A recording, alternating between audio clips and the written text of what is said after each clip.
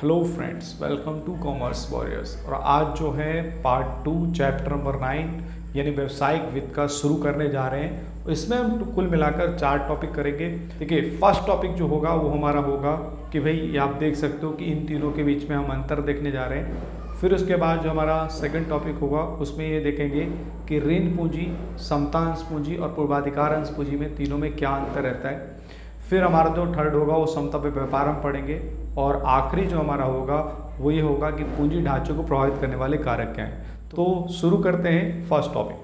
देखिए, इसमें आप देख सकते हो कि सबसे ऊपर लिखा हुआ है वित्तीय ढांचा, फिर दूसरे में लिखा हुआ है पूंजीकरण, तीसरे में हमारा लिखा हुआ है पूंजी ढांचा। तो देखिए, सबसे पहले वित्तीय ढांचा के आगे क्या लिखा हुआ है, इसमें दीर्घकालीन पूंजी और अल्पकालीन पूंजी दोनों को ही हम इंक्लूड कर लेते हैं। यानी आपको अल्पकालीन पूंजी के स्रोत भी लेने हैं और दीर्घकालीन पूंजी के स्रोत भी शामिल करने। लेकिन दूसरी तरफ अगर हम पूंजीकरण की बात करें तो उसमें आप सिर्फ और सिर्फ दीर्घकालीन पूंजी के स्रोत को ही शामिल करते हैं। और आखिरी देखिए, ये जो ऊपर वाले दोनों के दोनों हैं वो न्यूमेरिकल है यानी संख्यात्मक वैल्यू है।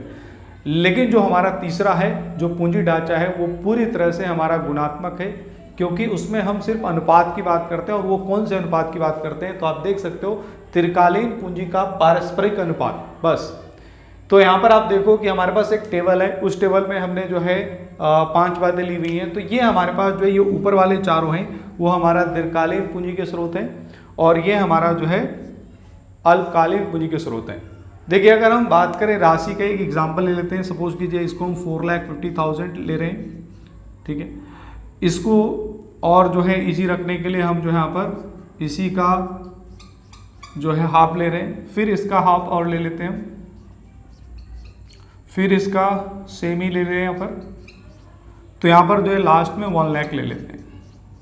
तो यहाँ हमारा टोटल जो है वो 10 लाख आ जाता है। तो ये 10 लाख क्या हुआ, 10 लाख जो हमारा हुआ वो वित्तीय ढांचा हुआ, यानी जो है जिसमें दोनों ही शामिल कर रहे हैं, क्योंकि दीर्घकालीन भी है, ये चारों के चारों दीर्घकालीन है हमारे, और नीचे वाले को ही ऐड कर दिया हमने। तो यहाँ पर हमारे पास जो है, अगर हम बात करें, कोई आपसे अगर पूछे कि भाई पूंजी ढांचा क्या होगा इसका, तो पूंजी ढांचा अनुपात की बात कर रहा है, तो पूंजी ढांचे में आपको पता है ये तो नहीं आएगा, ठीक है। तो हमारा जो है टोटल आने वाला है 9 लाख, ठीक है, क्योंकि ये तो आ जाएगा। लेकिन अगर हम पूंजी ढांचे की बात करें तो सिर्फ हम अनुपात की बात करते हैं। तो अनुपात कैसे निकलेगा, तो 9 लाख का जो है 50% होगा। तो ये हमारा 50% कैसे निकाल सकते हो, देखो 4,50,000 ऊपर रखोगे, 9 लाख को आप नीचे रखोगे और मल्टीप्लाई 100। तो यहाँ पर आप देख सकते हो कि ये 2 आ जाएगा और इससे हम 50 यानी जो है हमारा 50% आ रहा है। तो ये इसी का आधा है, तो ये हमारा हो जाएगा 25%। ये हमारा जो है इसका और हाफ में, तो हमारा 12.5 हो जाएगा। ये सेम ही है तो 12.5 रहेगा, और इसकी तो बात ही नहीं कर रहे।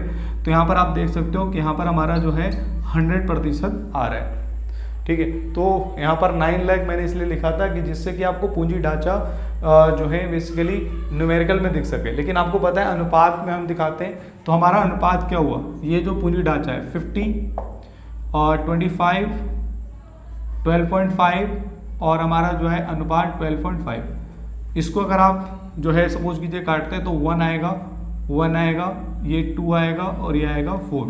तो 4:2:1:1। तो ये हमारा जो है पूंजी ढांचा है। आगे बढ़ते हैं, यहाँ पर हम पढ़ रहे हैं ऋण पूंजी और समता अंश पूंजी में क्या असमानताएं हो सकती हैं। तो असमानताओं का जो है 2 पॉइंट है। पहला यहाँ पर पॉइंट है लागत। तो ये बताया गया कि भाई ऋण पूंजी जो है ना समता पूंजी से कम लागत की होती है। इधर क्या है कि भाई ऋण पूंजी से अधिक लागत है। तो समझ में आना चाहिए कि ये जो है बिजनेस के लिए ज्यादा महंगी है, महंगी पूंजी है, और ये सस्ती पूंजी है। तो ये सस्ती, ये महंगी, ठीक है। लेकिन यहाँ पर सवाल है कि भाई ये सस्ती क्यों है और ये महंगी क्यों है, ये भी तो जानना होगा।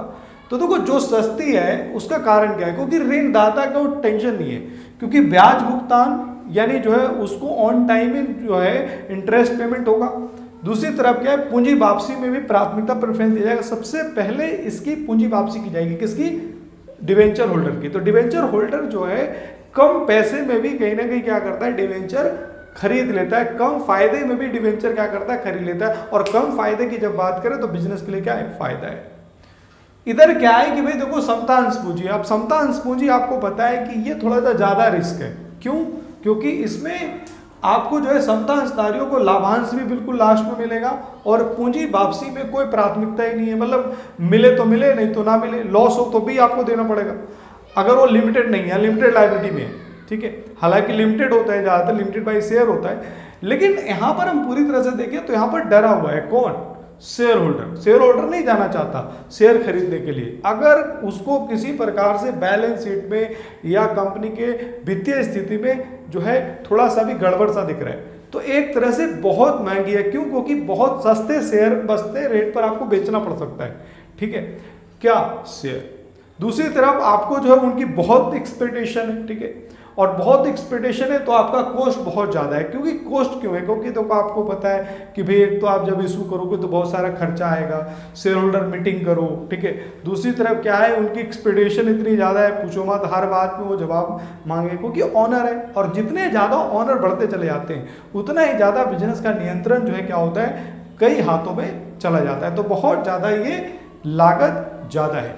इसके अंदर जोखिम की बात करें तो जोखिम आपको पता है ये अधिक जोखिम है, किसके लिए? बिजनेस के लिए। क्यों? क्योंकि अगर आपने इनका ना भैया, अगर आपने जो है ब्याज नहीं दिया और अगर आपने इनके पैसे नहीं वापिस किए ना डिसॉल्व होने से पहले, अगर कंपनी को जो है अगर आप समाप्त करना चाहते हो तो ये न्यायालय तक जा सकते हैं और न्यायालय तक जो आपको घसीट देंगे, लेकिन इनके पास कोई ऐसा ऑप्शन नहीं है, तो इसीलिए लेस रिस्की है, ठीक है। तो ये ज़्यादा रिस्की है किसके लिए? बिजनेस के लिए, और ये क्या है? कम रिस्की है। अगला टॉपिक है हमारा ऋण पूंजी और पूर्वाधिकार अंश पूंजी में क्या समानताएं हैं और क्या असमानताएं हैं। तो देखिए सबसे पहले यहाँ पर ये कहा गया है कि क्या समानताएं हैं। तो यहाँ पर क्या है, इस पर निश्चित दर से ब्याज मिलता है, यानी अगर आप ऋण पूंजी जो है कोई भी कंपनी अगर इशू करती है तो उस पर एक निश्चित दर से जो है ब्याज देना पड़ता है, और वो जो है जैसे डिवेंचर है तो डिवेंचर में 7% डिवेंचर अकाउंट लिखा हुआ है, तो 7% से आपको ब्याज देना होगा। इसी प्रकार से अगर हम बात करें, अगर आप बैंक से लोन लेते हैं तो उसका भी एक फिक्स परसेंटेज होता है। यहाँ पर जो है पूर्वाधिकार अंश पूंजी में क्या है कि इस पर निश्चित दर से लाभांश मिलता है, तो दोनों ही में अगर आप देख रहे हो कि निश्चित दर से है तो एक समानता आ गई है, लेकिन इधर ब्याज की बात हो रही है और इधर डिविडेंड यानी लाभांश की बात हो रही है। यहाँ पर जो है असमानताएं की बात करें तो यहाँ पर क्या लिखा हुआ है कि कंपनी को हानि की स्थिति में भी ब्याज का भुगतान करना पड़ता है, यानी अगर कंपनी को हानि हुई यानी लॉसेस अगर उसको फेस करने पड़ रहे हैं या कम प्रॉफिट हुआ है तब भी उसको जो है ब्याज देना होगा, यानी एक तरह से इसे बोल सकते हैं charge against profit accounting terms में। तो ये चार्ज अगेंस्ट जो है प्रॉफिट है, यानी आपको प्रॉफिट और लॉस से कोई मतलब नहीं है, कंपनी को हर हाल में जो है इनको जो है इंटरेस्ट तो देना ही होगा। इस केस में क्या है कि इसमें अगर आप देखें पूर्वाधिकार अंश पूंजी में कंपनी को हानि की स्थिति में लाभांश का भुगतान नहीं करना पड़ता है। अगर कंपनी को हानि हुई तो वो लाभांश देने से मना कर सकते हैं, और मना करते भी बिल्कुल भी नहीं देते हो। तो कहीं ना कहीं जो है यहाँ पर एक तरह से डिसएडवांटेज यहाँ पर देखने को मिल रहा है अगर आप प्रेफरेंस शेयर होल्डर हैं तो। यहाँ पर अगर हम बात करें दूसरी असमानताएं तो क्या है, यह पूर्वाधिकार अंश पूंजी से सस्ती होती है। तो वो सस्ती क्यों है? क्योंकि यहाँ पर जो है किसके लिए सस्ती है, यानी जो है कंपनी के लिए सस्ती है, क्योंकि यहाँ पे कर लाभ यानी टैक्स बेनिफिट देखने को मिलता है। कारण क्या है, जैसे अगर यहाँ पर जो है जो टैक्स कैलकुलेट होता है, जो आपके इनकम पर टैक्स कैलकुलेट हो रहा है, कंपनी की प्रॉफिट पर जो टैक्स कैलकुलेट हो रहा है, तो उससे पहले ही जो है इंटरेस्ट घटा दिया जाता है। और सोच लीजिए कि अगर इंटरेस्ट घट गया तो जो है कहीं ना कहीं वो प्रॉफिट का हिस्सा घट गया, और तो हमें जो बाकी जो प्रॉफिट बचा उसी पे तो टैक्स लगेगा। तो कहीं ना कहीं जितना भी हमारा इंटरेस्ट घटा है तो उसमें हमारा जो है कहीं ना कहीं टैक्स क्या हो गया जो है बच गया है। इधर कोई भी किसी प्रकार से जो है आपको कर लाभ प्राप्त नहीं होता। कारण क्या है, क्योंकि ये जो है सबसे लास्ट में जो है, जो कि आगे भी आपको पढ़ाया जाएगा कि अर्निंग बिफोर जो है इंटरेस्ट एंड टैक्स क्या होता है। तो अर्निंग बिफोर या इंटरेस्ट एंड टैक्स EBIT, तो उसमें से अगर हम सपोज कीजिए सबसे पहले घटाते हैं इंटरेस्ट, तो इंटरेस्ट डिवेंचर इंटरेस्ट जैसे हो गया या लोन इंटरेस्ट हो गया तो हम घटा दे रहे हैं। उसके बाद हमारा जो आ रहा है अर्निंग बिफोर टैक्स आ रहा है, तो अर्निंग बिफोर टैक्स के बाद उसमें हम टैक्स घटाते हैं, फिर उसके बाद हमारा आता है अर्निंग आफ्टर टैक्स। तो कुल मिला के जो अर्निंग आफ्टर टैक्स आया उसके बाद जो है प्रेफरेंस शेयर होल्डर्स को जो है हमें सबसे पहले डिविडेंड देना होता है, बाद में हम इक्विटी शेयर होल्डर को देते हैं। ठीक है। तो यहाँ पर कुल मिला के कोई tax benefit preference shares issue करने पर आपको किसी प्रकार से कंपनी को मिलता नहीं है। अगर हम यहाँ पर देखें तो ये दोनों ही जो है हमारे जो पूर्वाधिकार अंश पूंजी है और जो ऋण पूंजी है, दोनों ही जो है समता अंश पूंजी से सस्ती मानी जाती है। ये आप मान लीजिए यहाँ पर ये दोनों ही दोनों जो है स्थायी जो है एक तरह से स्थायी जो है लागत वाली जो है पूंजी स्रोत है, ठीक है। और जबकि जो है समता अंश पूंजी जो हमारा है वो जो है एक तरह से स्थायी नहीं है, वो परिवर्तन कालीन है, यानी परिवर्तन होता रहता है, उसमें चेंजेस आते रहते हैं। तो यहाँ पर सबसे बड़ा सवाल बच्चों का ये रहता है कि क्यों, फिर कैसे हम कह सकते हैं कि जो हमारा समता अंश पूंजी वो महंगी है। भाई हमें तो देना भी नहीं है, अगर लॉस हुआ तो नहीं देना। देखिए उनकी एक्सपेक्टेशन बहुत ज़्यादा होती है। और दूसरी तरफ क्या है कि समता अंश पूंजी जो है, अगर आपकी कंपनी की स्थिति खराब चल रही है तो समता अंश पूंजी में आपको बहुत लागत देखने को मिल सकता है, जो कि डिवेंचर और जो है खास करके यहाँ पर डेब्ट तो बहुत जल्दी मिल सकता है। प्रेफरेंस शेयर होल्डर भी आपको जो है आपके शेयर को खरीद सकते हैं प्रेफरेंस शेयर, तो कोई समस्या नहीं है। लेकिन इक्विटी शेयर की बात करें तो बेचने में बहुत दिक्कत होती है। दूसरी तरफ क्या है, आप उसको दोबारा खरीद नहीं सकते, इनको जब मर्जी आप क्या कर सकते हो, निकाल सकते हो, ठीक है, पैसे वापस करके, लेकिन उसमें नहीं कर सकते।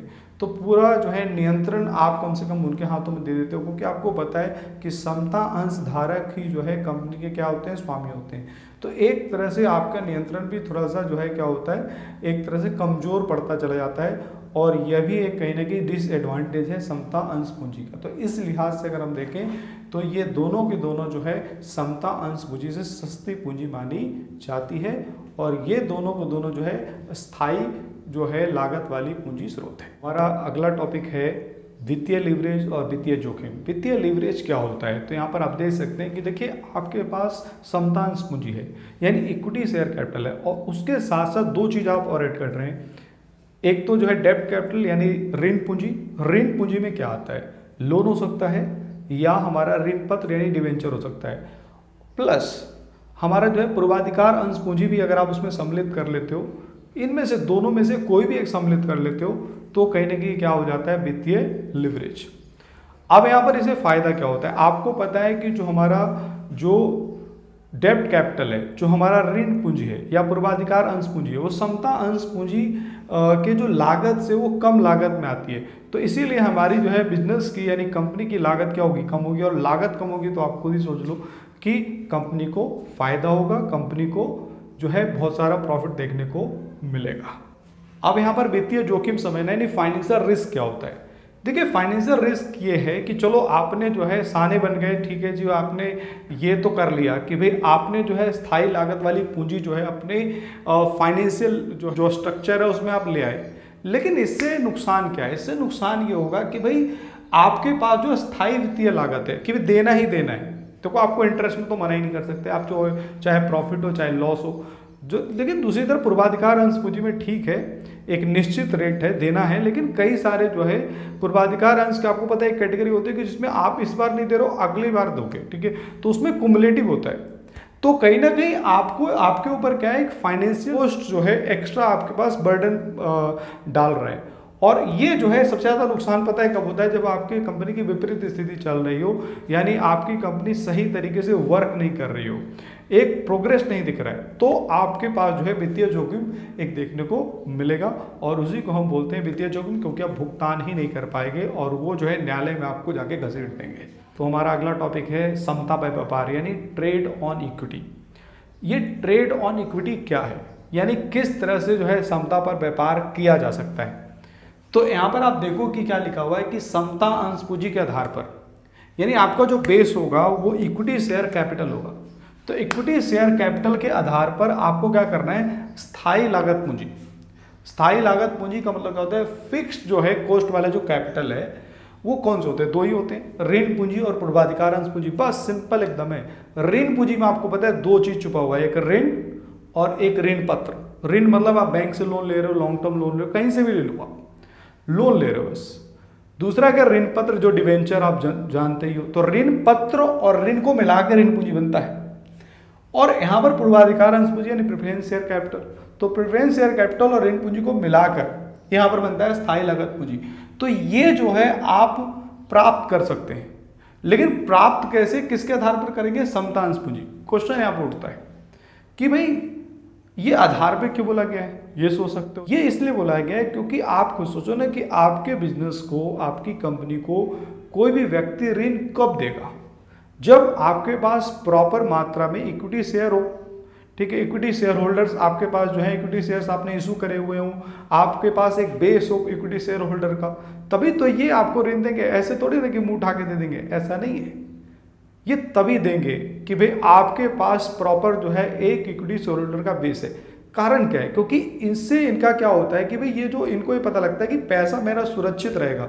अगर मैं इनके डिवेंचर खरीद लेता हूं, इनको मैं लोन दे देता हूं, या प्रेफरेंस शेयर होल्डर भी ये सोचता है कि भाई तभी मैं ये खरीदूंगा। तो बेस होना बहुत जरूरी है, इसीलिए इसको कहा गया है समता पे व्यापार। ठीक है, तो यहां पर जो है समता अंशधारियों के आय में वृद्धि करना। तो हमारा अल्टीमेटली गोल यही है कि समता अंशधारियों के आय में वृद्धि करना। वो कैसे करेंगे, ठीक है, जब आप स्थायी लागत पूंजी जो है आप इशू करोगे। लेकिन स्थायी लागत पूंजी भी आपको कब मिलेगा, जब आपके पास ठीक ठाक मात्रा में जो है इक्विटी शेयर होल्डर मौजूद हो आपके पास। ठीक है, तभी ये आपको जो है लोन देने की कोशिश करेंगे, आपके डिवेंचर लेने की कोशिश करेंगे। बस यह कब संभव है, यानी कैसे। यहां पर जो आपने बोल दिया कि भाई समता अंशधारी यानी इक्विटी शेयर होल्डर के आय में वृद्धि करना है, यानी अर्निंग पर शेयर बढ़ाना है। लेकिन कैसे बढ़ेगा, ईपीएस कैसे बढ़ेगा, जब कंपनी की आय दर यानी जो आपका रेट ऑफ रिटर्न है, जो आपकी कंपनी का जो रेट ऑफ रिटर्न है, वो यहां पर जो है ऋण पूंजी पे जो ब्याज दे रहे हो, चाहे वो लोन पे ब्याज हो, चाहे वो डिवेंचर पर जो आपको इंटरेस्ट दे रहे हो, तो ये ठीक है। और जो है अथवा या तो ये यहां पर जो है पूर्वाधिकार लाभांश दर से क्या हुआ अधिक हो, यानी जो आप इनको डिविडेंड दे रहे हो और इनको जो इंटरेस्ट दे रहे हो, तो यहां पर जो है दोनों से जो है आपका रेट ऑफ रिटर्न क्या हो, ज्यादा हो। ठीक है, और यहां पर जो है दोनों में से अगर एक में भी होता है तो भी आपके चांसेस बनते हैं। तो कुल मिला के यहां पर यह, और इसको जो है ऐसे नहीं समझेंगे, इसको टेबल के माध्यम से समझेंगे। और देखो एक चीज और मैं आपको बता दूं, यहां पर कुछ चीज छुपा हुआ है। अगर कोई पूछ ले कि समता पे व्यापार का महत्व क्या है, तो महत्व यही है, महत्व यही कि समता अंशधारियों के आय में वृद्धि कर रहे हैं, लेकिन कैसे कर रहे हैं, जो है स्थायी लागत पूंजी का प्रयोग करके। अस्थायी लागत पूंजी का प्रयोग करने से क्यों, अभी जैसे बताया कि भाई इनकी लागत कम है, और लागत कम है तो प्रॉफिट ज्यादा है, सिंपल। और यहां पर जो है ये जो बताया गया, ये एक तरह से क्या हुआ, समता पे व्यापार का की सीमाएं क्या है। तो सीमाएं ये है कि भाई देखो जो आपका रेट ऑफ रिटर्न है, जो आय दर है, वो जो है ऋण पूंजी पर जो है ब्याज दर से और पूर्वाधिकार लाभांश दर से क्या हो, अधिक हो। और अगली बात, ये जो देखो ये लॉन्ग टर्म का खेल है, 1-2 साल का खेल नहीं है, तो लॉन्ग टर्म का खेल है। इसीलिए आपकी जो कंपनी की आय दर है, रेट ऑफ रिटर्न 1 साल की बात नहीं कर रहे, मतलब स्थिर हो। ठीक है, मतलब ग्रो कर रहा हो या स्थिर हो, मतलब ठीक ठाक पोजीशन में आप हो। ठीक है, और यहां पर एक जो नोट है आपको दिमाग में रखना है कि तो वो ध्यान दीजिएगा, ऋण पूंजी तभी आप प्राप्त कर पाएंगे जब आपकी कंपनी के पास प्रॉपर मात्रा में जो है असेट्स हो, क्योंकि आपको कोलेटरल देना पड़ेगा, आपको गिरवी देना पड़ेगा, तो उनको जो है, क्योंकि आपको पता है सिक्योरिटी देना पड़ता है, तो इसीलिए प्रॉपर मात्रा में अगर संपत्ति नहीं है तो आप ये भी नहीं कर पाएंगे। तो यहां पर सीमाएं ये, ठीक है। अब यहां पर टेबल से आपको समझाऊंगा, तो टेबल से आपको ज्यादा समझ में आएगा, जो इसको हम बोलते हैं EBIT EPS analysis, earning before interest and tax, ठीक है, and earning per share analysis यानी विश्लेषण। तो टेबल पे लेके चलता हूं आपको। तो देखिए हमारा टेबल, जिसमें हम EBIT जो है EPS एनालिसिस करेंगे।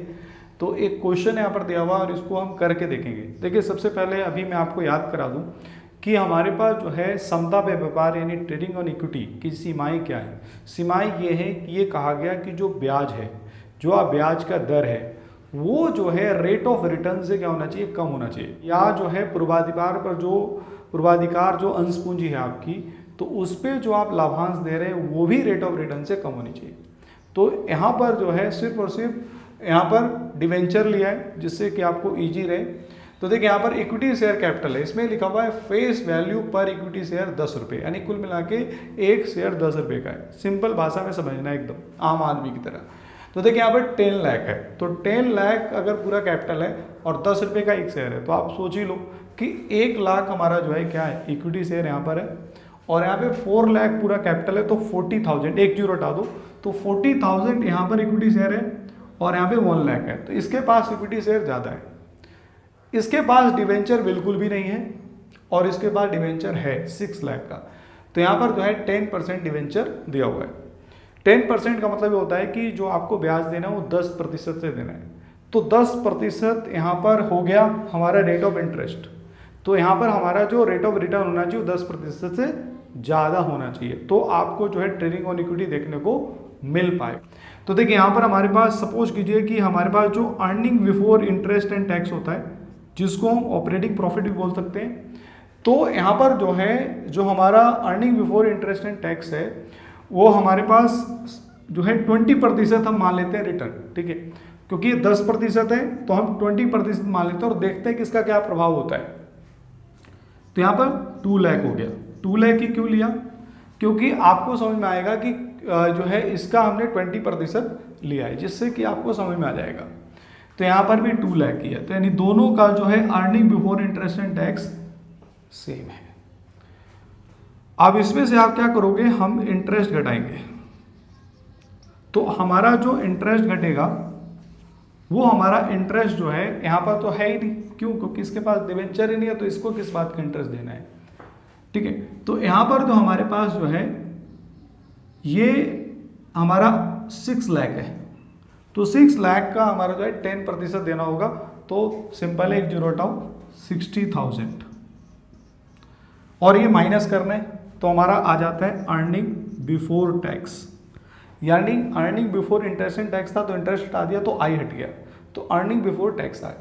तो यहाँ पर हमारा 2 लाख और यहाँ पे हो गया 1,40,000।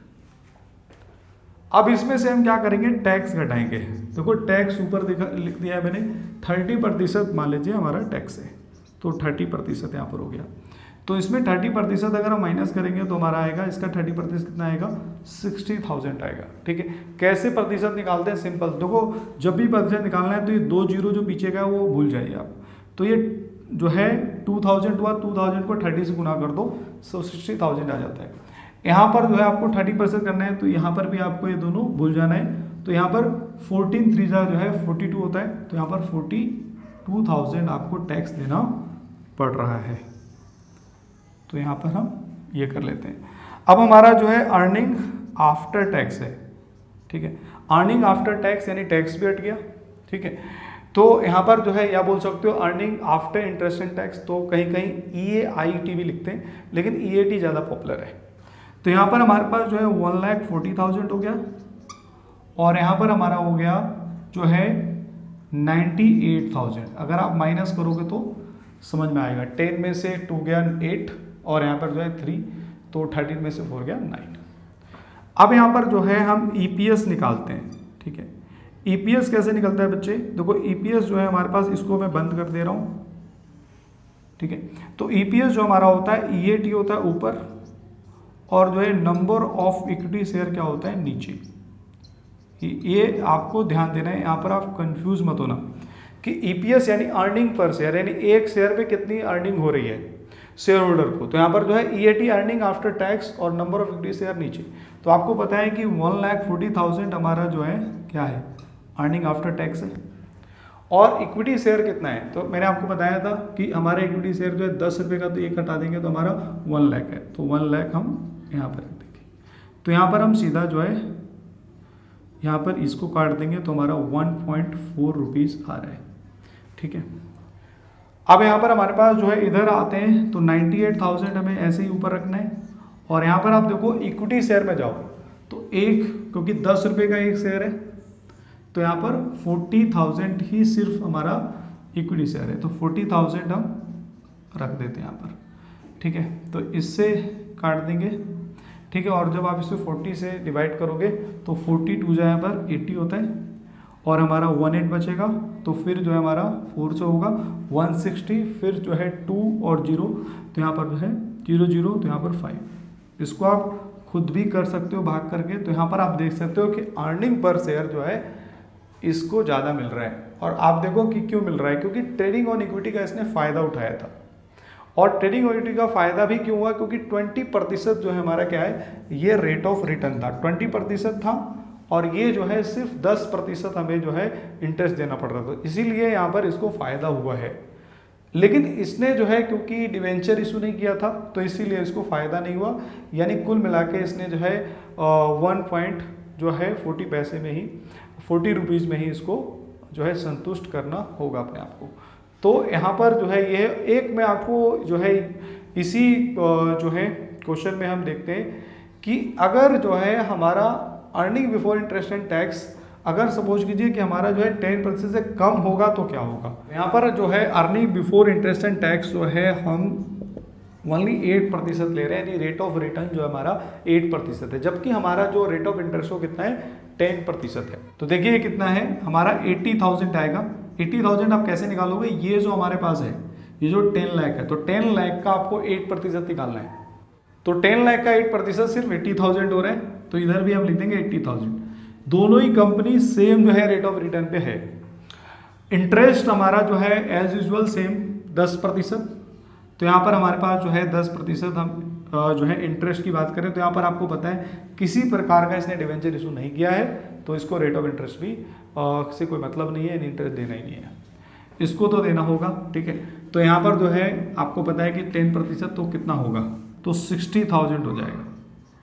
तो यहाँ पर जो है 60,000 आपने दे दिया, तो यहाँ पर हमारा earning before interest and tax 80,000 और यहाँ पर मात्र 20,000।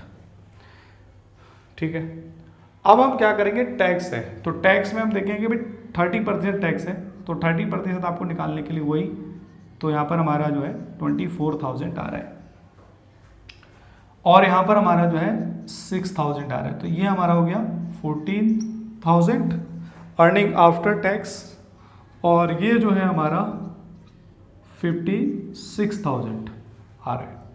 तो हमारा जो है जैसे कि हम कर रहे थे कि अर्निंग आफ्टर टैक्स अपॉन में नंबर ऑफ इक्विटी शेयर, तो नंबर ऑफ इक्विटी शेयर कितना है बच्चे 1 लाख, तो 56,000 को ऊपर रखेंगे हम और 1 लाख को नीचे रखेंगे, इसको काट देंगे तो हमारा 56 अपॉन में 100 हुआ, तो 0 पॉइंट क्या आ गया 56 आ गया। ठीक है, तो यहाँ पर आप देख रहे हो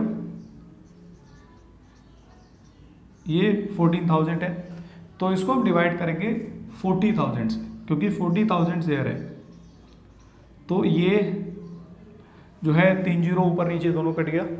तो अगर मैं 40 को जो है 14 से डिवाइड करता हूँ तो कितना आएगा, तो 40 और ये 14 है, तो आपको पता है जीरो लगाना होगा, तो यहाँ पर जो है 120 और ये 20, तो यहाँ पर हमारे पास जो है एक जीरो लगा ही सकते हैं, तो यहाँ पर 200, तो हमारा 0.35 रुपीज़ जो है अर्निंग पर शेयर हो रहा है। तो यहाँ पर आप देख सकते हो कि कुल मिला के हमारा जो है यहाँ पर बहुत कम हो गया। क्यों कम हो गया आप देख सकते हो, क्योंकि सीमाएं हैं यहाँ पर, और सीमाओं में ये कहा गया था कि भाई कम से कम आपको जो है जितना रेट ऑफ इंटरेस्ट आप दे रहे हो डिवेंचर पर, तो उससे ज़्यादा रेट ऑफ रिटर्न मिलना चाहिए, लेकिन यहाँ पर क्या था कम था। तो बस यही है और हम आगे बढ़ते हैं। तो इस पार्ट का हमारा जो है आखिरी टॉपिक आ चुका है और हमारे पास जो है पूंजी ढांचे को प्रभावित करने वाले कौन कौन से कारक हैं इसमें हम समझेंगे। देखिए सबसे पहला यहाँ पर जो है सबसे पहले मैंने यहाँ पर अनुपात ले लिया है, तो यहाँ पर सबसे पहला है हमारे ब्याज आवरण अनुपात, जिसके हम बोलते हैं इंटरेस्ट कवरेज रेशियो।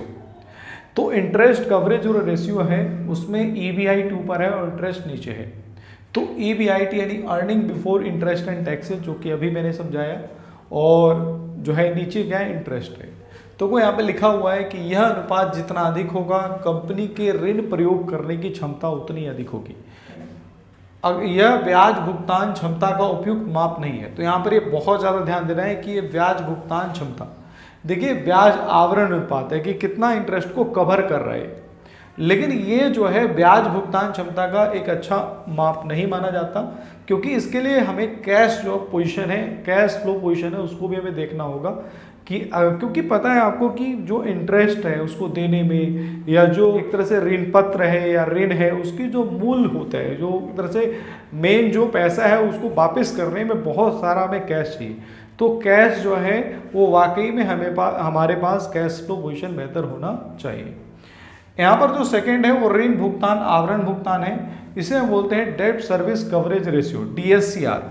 तो इसमें क्या है कि यहाँ पर प्रॉफिट आफ्टर टैक्स यानी जो भी प्रॉफिट आपका आ रहा है टैक्स को देने के बाद उसमें आप डिप्रिसिएशन ऐड करोगे, उसमें आप इंटरेस्ट ऐड करोगे, और उसमें नॉन कैश एक्सपेंस, देखो नॉन कैश एक्सपेंस जो है, देखो डिप्रिसिएशन तो होता ही होता है, लेकिन नॉन एक्सपेंस जैसे प्रोविजंस होते हैं, कुछ फ्यूचर लॉसेस के लिए आप प्रोविजंस बना रहे हो, अमोर्टाइजेशन होता है, तो वो जो भी आपने जो है कहीं ना कहीं वो रिटर्न ऑफ किया है, या जैसे असेट्स होता है, वो असेट्स भी हम क्या करते हैं अपने आप ही जो है कम कर देते हैं, रिटर्न ऑफ कर देते हैं, तो वो सारी चीज़ें आपको क्या करनी है, प्लस करनी है।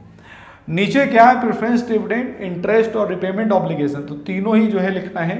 रिपेमेंट ऑब्लिगेशन मतलब क्या होता है, जो आप मूल पैसा वापस कर रहे हैं या जो आपको कहीं भी जो है रिपेमेंट करने की जो जिम्मेदारी है, तो ये जो है यह अनुपात जितना अधिक होता है उतनी ही जो है कंपनी की ऋण भुगतान जो क्षमता होती है अधिक होती है। तो इससे ज़्यादा बेहतर ये रेशियो है। देखिए हमारा जो थर्ड पॉइंट है वो विनियोग पर आय यानी रिटर्न ऑन इन्वेस्टमेंट, इसको बोलते हैं EBIT यानी earning before interest and tax upon with total investment.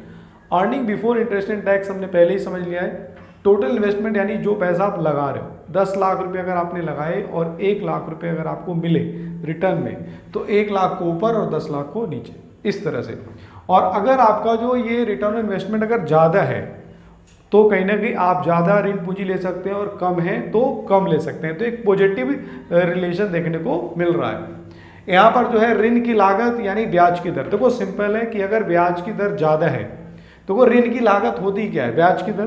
तो अगर इंटरेस्ट रेट ज़्यादा है, ऋण पूंजी ज़्यादा नहीं ले सकते या नहीं लेना चाहिए। अगर कम है तो ऋण लेना चाहिए, तो नेगेटिव रिलेशन है। तो ये फर्स्ट में पॉजिटिव, सेकंड में नेगेटिव। कर दर यानी टैक्स, टैक्स में अगर ज़्यादा टैक्स है तो ज़्यादा ऋण लेने की क्षमता बिजनेस की होगी, और अगर कम है तो कम ऋण लेने की क्षमता होगी। इसे समझते हैं कैसे, देखिए आपको पता है टैक्स बेनिफिट मिलता है डिवेंचर में।